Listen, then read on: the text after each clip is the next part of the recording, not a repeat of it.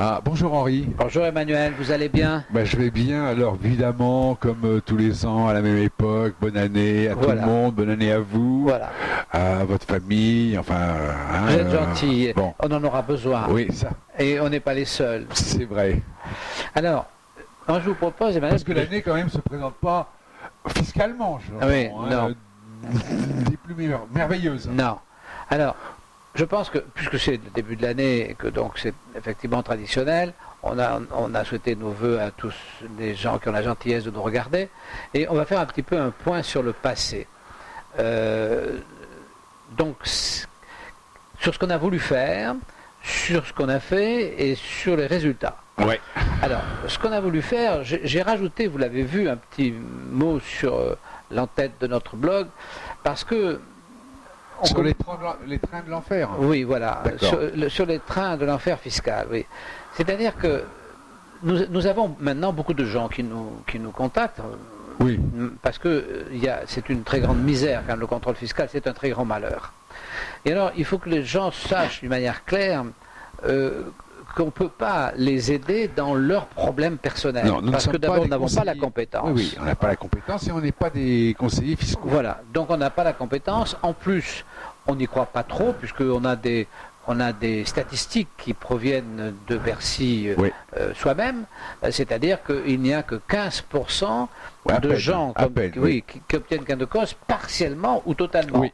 Donc dans les 15%, il y a des partiellement qui sont certainement peut-être 80% de ces fameux 15%, c'est-à-dire qu'en réalité, quand on est engagé dans cette galère, il n'y a pas 36 solutions, soit on paye, soit on est foutu, parce que les chances... Donc on considère, nous, que tous ceux qui font promesse de dire on va arranger ceci, ça, c'est une escroquerie. On les a eus, moi je les ai eus, ces promesses-là. Voilà. Donc, alors nous, on fait pas ça. Alors, par contre, ce qu'on fait, ce qu'on veut faire, et ce que cette année on va faire à plus grande échelle grâce à vous, puisque vous êtes quand même de plus en plus nombreux à nous rejoindre. Oui, c'est exponentiel. Oui, absolument. Quasiment exponentiel. Donc ce qu'on va faire, c'est se battre sur le fond. C'est-à-dire que vous savez, c'est toujours embêtant parce que quand on parle de malheur, évidemment le plus grand malheur qui vient à notre souvenir jusqu'à présent, c'est le malheur des années 40. Bon, je pense qu'aujourd'hui ce malheur est peut-être dépassé ailleurs, mais dans d'autres endroits. Alors je ne sais pas comment... au Rwanda ça a été terrible, il y a des tas d'endroits où c'est terrible, mais on ne les connaît pas. Voilà. Mais pour nous c'est la guerre de 40. Donc dans la guerre de 40, les gens on les mettait dans des trains et puis ils partaient pour le dernier voyage et ils étaient assassinés à l'arrivée. Donc, mais dans ces gens qui partaient dans des trains, il y avait des gens qui avaient comme seul objectif de ne pas monter dans le train, ça leur suffisait. Mais en fait, ça ne pouvait pas être suffisant. L'objectif, c'était pas de ne pas monter dans le train, l'objectif, c'était qu'il n'y ait plus de train. Bon, c'est ce qui s'est passé, évidemment, à la fin de la guerre. Donc nous sommes dans cette position, nous ne sommes pas là pour que l'un ou l'autre ne soit pas happé par ce train de l'enfer fiscal, mais nous sommes là pour qu'il n'existe plus. C'est-à-dire que notre objectif, c'est quand même d'arriver à mettre... d'arriver à mettre un peu de loi dans le contrôle fiscal qui est complètement illégal. Il faut dire les choses comme elles sont. Ah oui. Franchement,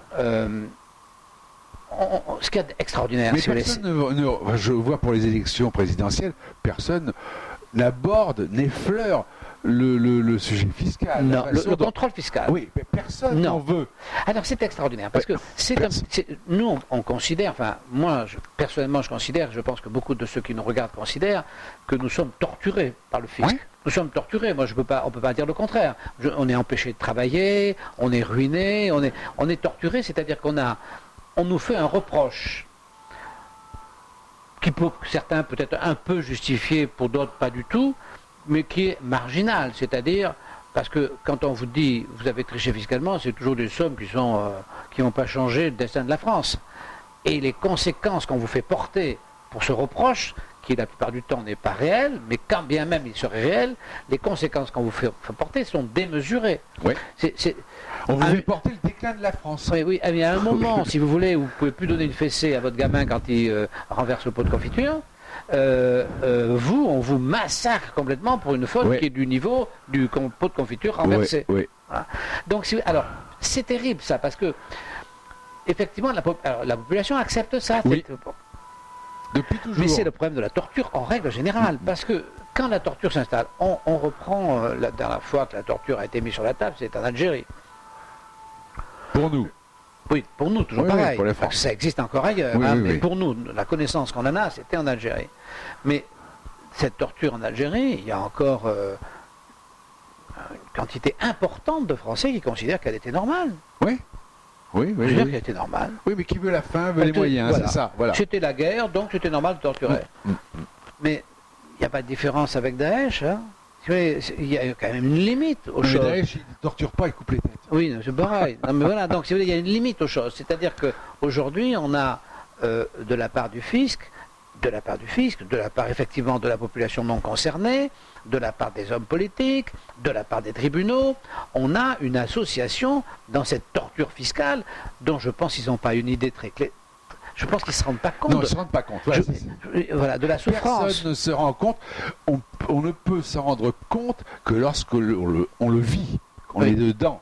Ouais, Et sinon, les gens, oui, bah, il a fraudé. Bah, même si vous n'avez pas fraudé, hein, c'est établi. Si vous êtes attaqué, c'est que vous avez fraudé. Bon, il a fraudé, il faut qu'il paye. Voilà. Puis après, on détourne les yeux. Ouais. On va voir ailleurs. On sait pas. On ne veut pas savoir comment Alors, ils vont payer. moi, je ne veux pas réhabiliter le fraudeur, mais Non, pas d'abord, du fraudeur. il y a beaucoup de gens, qui n'ont pas fraudé, ça c'est sûr. En tout cas, moi, personnellement, c'est mon cas et je pense que c'est le cas de beaucoup. Deuxièmement, dans ceux qui ont fraudé, la plupart du temps, c'est relativement marginal. Et de toute manière, c'est de l'argent qui est remis dans le marché. Donc, il n'y a pas de disparition. Si vous voulez, s'il y a peut-être une dizaine de fraudeurs en France qui ont fraudé pour entasser dans une lessiveuse, ça c'est possible. Alors cela, effectivement, il serait peut-être un peu un ennui pour la société, mais c'est marginal. Donc c'est plus que marginal, c'est infinitésimal. La plupart des gens, même quand vous avez dans des, il y a déjà, il faut être dans une entreprise où il y a de l'argent liquide. Donc quand vous avez une fraude, l'argent est dépensé. Donc, si vous voulez, tout ça, il n'y a pas une réalité qui justifierait la lourdeur des sanctions et deux, la manière dont elles sont appliquées. C'est-à-dire cette absence totale de droit, cette impossibilité de se défendre, cette espèce de personnage inconnu, secret qui vous saute dessus. C'est exactement, vraiment, comme si vous traversez la forêt en sifflotant et puis que tout d'un coup, paf, un énorme animal vous saute sur le plateau et vous bouffe. C'est ça. C'est l'agent du fisc. Ouais, et c'est l'agent du fisc. Alors c'est absolument terrible. Donc, si vous voulez, Parce que, surtout, ce qu'il faut voir, c'est qu'en fin de compte, moi je connais des gens qui ont peut-être fraudé, mais c'était, comme vous dites, marginal. Par contre, ils ont été assassinés. Quoi. Oui, voilà. Mais c'est plus qu'assassinés. Parce que 10 000 francs, enfin 10 000 euros, on va faire croire qu'ils ont fraudé pour 1 million d'euros. Voilà. Voilà, c'est ça. Et les redresser sur 1 million d'euros. Et c'est plus qu'assassinés, parce que si on les assassinait, ils auraient 10 minutes à passer désagréable. Ouais.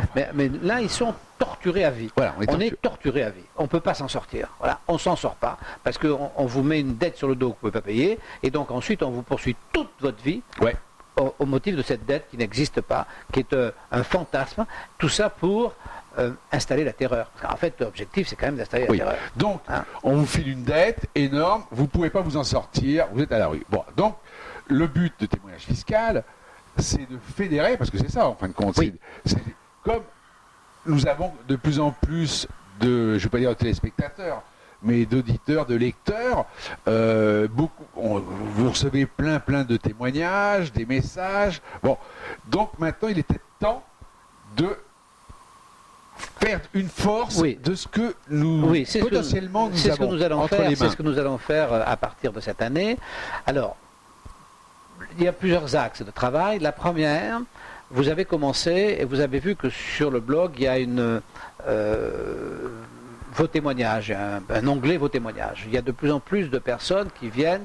Alors quand vous allez sur vos témoignages, n'hésitez pas à dire ce que vous avez à dire, même si vous n'avez pas l'impression d'être un écrivain de l'Académie française, tel que vous le dites aujourd'hui, tel que c'est formidable.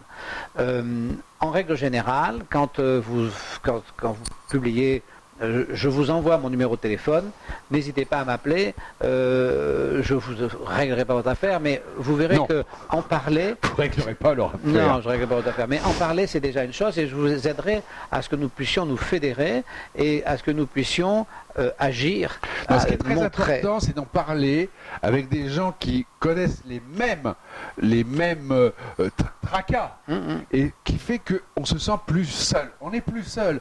Et moi, c'est ce qui m'a sauvé. D'ailleurs, quand je vous ai rencontré, j'étais dans le trou, et de pouvoir en parler à des gens qui savent ce que c'est, parce que donc tous ceux qui nous lisent, tous ceux qui nous envoient des témoignages, savent ce que c'est que la mort que nous procure le fisc. Oui, c'est une souffrance extrême, c'est une souffrance matérielle, bien sûr, mais c'est une souffrance physique et une souffrance morale qui sont terribles, qui touchent toute la famille. Enfin, c'est quelque chose d'épouvantable. Donc, n'hésitez pas à venir plus nombreux. Cette année, nous allons faire beaucoup de choses et vous allez voir, on est en train de mettre au point tout ce que nous allons pouvoir faire. Nous allons pouvoir nous parler directement, j'espère, dans pas très longtemps. Et donc, nous allons pouvoir exposer. Et je pense quand même qu'on arrivera à qu'une certaine sensibilité. Je pense que les gens ne sont pas si odieux que ça. Et je pense qu'on aura de résultats. Oui. Voilà, donc, donc on va se revoir sous très peu. Alors, je vous ai amené un petit livre que j'ai lu là, pendant les fêtes. Là. Ça, je vous conseille vraiment de le lire, c'est extraordinaire. Ça s'appelle Les Revenants. Voilà, Les Revenants.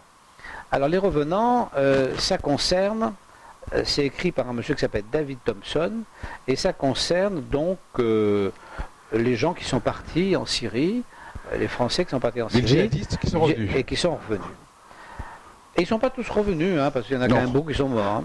Mais ça explique comment ils sont partis. Et là, vous allez voir. Vous allez voir que c'est la bêtise, quoi. C'est la bêtise, la naïveté, la frustration. Enfin, c'est d'un ordinaire. C'est d'un ordinaire qui est à peine imaginable. Et toutes les grandes théories qu'il y a autour de tout ça, tous ces articles pour vendre du papier, pour vendre du journal, c'est du pipeau. En fait, c'est vraiment des enfants perdus, des gens perdus, et puis pas très intelligents dans l'ensemble. Pas très malins, pas très malins.